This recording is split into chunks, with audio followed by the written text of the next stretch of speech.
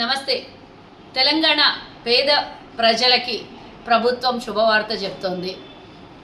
రేపటి నుంచి కాదు, ఇప్పటి నుంచే అమల్లోకి వచ్చినటువంటి విషయం అందరూ గమనించాలి. నిన్ననే ముఖ్యమంత్రి గారు ప్రకటించినటువంటి వార్త శుభవార్త.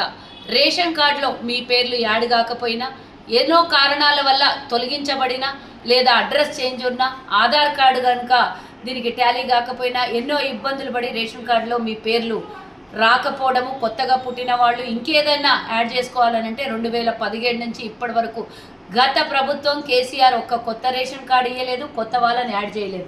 కానీ కాంగ్రెస్ ప్రభుత్వం వచ్చిన వెంటనే ప్రజాపాలన చేస్తూ పేదలకు అందుబాటులో ఉంటూ రేషన్ కార్డులో మీకు జత చేసుకోవడం కోసం కొత్త పథకాన్ని కూడా తీసుకొని వచ్చింది. ఇప్పుడే అమలవుతుంది.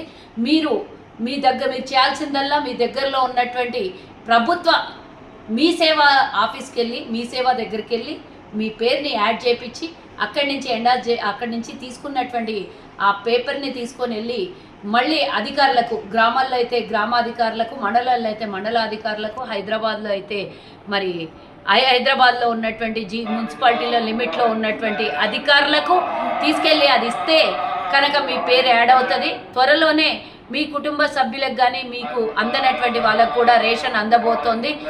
ముఖ్యంగా ముఖ్యమంత్రి గారికి మరి కృతజ్ఞతలు. అలాగే సివిల్ సప్లై మంత్రి అయినటువంటి ఉత్తమ్ కుమార్ రెడ్డి గారికి కూడా అందరి తరఫున, తెలంగాణ పేద ప్రజల తరఫున కృతజ్ఞతలు తెలియజేస్తున్నాను. జై హింద్, జై.